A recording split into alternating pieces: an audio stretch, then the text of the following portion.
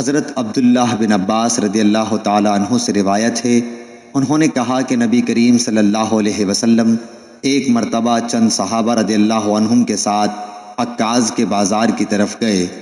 ان دنوں شیاطین کو آسمان کی خبریں لینے سے روک دیا گیا تھا اور ان پر انگارے شہاب ثاقب پھینکے جانے لگے تھے، تو وہ شیاطین اپنے قوم کے پاس آئے اور پوچھا کہ بات کیا ہوئی۔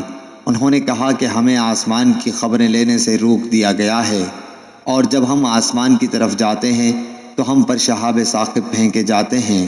شیاطین نے کہا کہ آسمان کی خبریں لینے سے روکنے کی کوئی نئی وجہ ہوئی ہے، اس لیے تم مشرق و مغرب میں ہر طرف پھیل جاؤ اور اس سبب کو معلوم کرو جو تمہیں آسمان کی خبریں لینے سے روکنے کا سبب ہوا ہے۔ وجہ معلوم کرنے کے لیے نکلے ہوئے شیاطین تہامہ کی طرف گئے، جہاں نبی کریم صلی اللہ علیہ وسلم عکاظ کے بازار کو جاتے ہوئے مقام نخلہ میں اپنے اصحاب کے ساتھ نماز فجر پڑھ رہے تھے۔ جب قرآن مجید انہوں نے سنا تو غور سے اس کی طرف کان لگا دیے، پھر کہا اللہ کی قسم یہی ہے جو آسمان کی خبریں سننے سے روکنے کا باعث بنا ہے۔ پھر وہ اپنی قوم کی طرف لوٹے اور کہا قوم کے لوگوں، ہم نے حیرت انگیز قرآن سنا جو سیدھے راستے کی طرف ہدایت کرتا ہے، اس لیے ہم اس پر ایمان لاتے ہیں اور اپنے رب کے ساتھ کسی کو شریک نہیں ٹھہراتے۔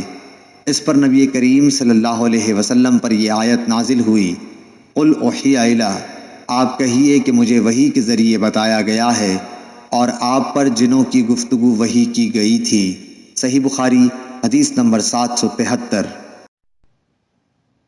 ایک شخص عبداللہ بن مسعود رضی اللہ تعالیٰ عنہ کی خدمت میں حاضر ہوا اور کہا کہ میں نے رات ایک رکعت میں مفصل کی صورت پڑھی۔ آپ نے فرمایا کہ کیا اس طرح جلدی جلدی پڑھی جیسے شعر پڑھے جاتے ہیں؟ میں ان ہم معنی صورتوں کو جانتا ہوں جنہیں نبی کریم صلی اللہ علیہ وسلم ایک ساتھ ملا کر پڑھتے تھے۔ آپ نے مفصل کی 20 صورتوں کا ذکر کیا، ہر رکعت کے لیے 2 صورتیں۔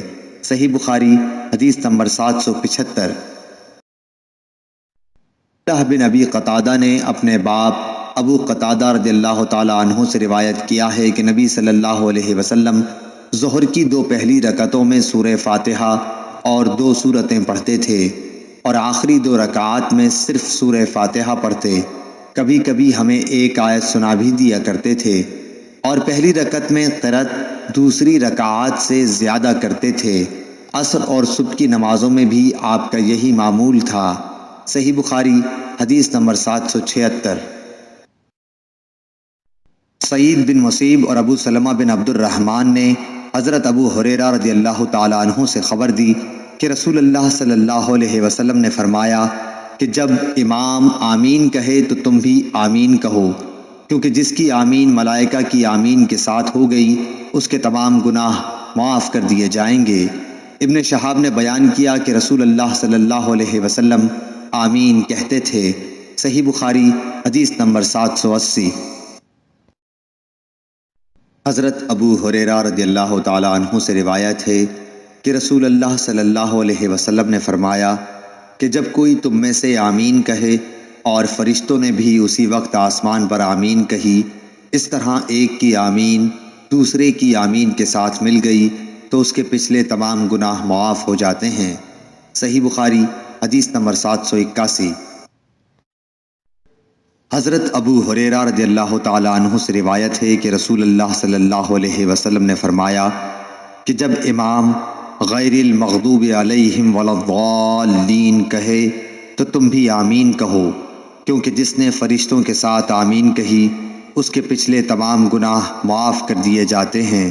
سمیع کے ساتھ اس حدیث کو محمد بن عمرو نے بھی ابو سلمہ سے، انہوں نے ابو ہریرہ رضی اللہ تعالیٰ عنہ سے، انہوں نے حضرت صلی اللہ علیہ وسلم سے روایت کیا، اور نعیم مجمر نے بھی ابو ہریرہ رضی اللہ تعالیٰ عنہ سے، انہوں نے حضرت صلی اللہ علیہ وسلم سے۔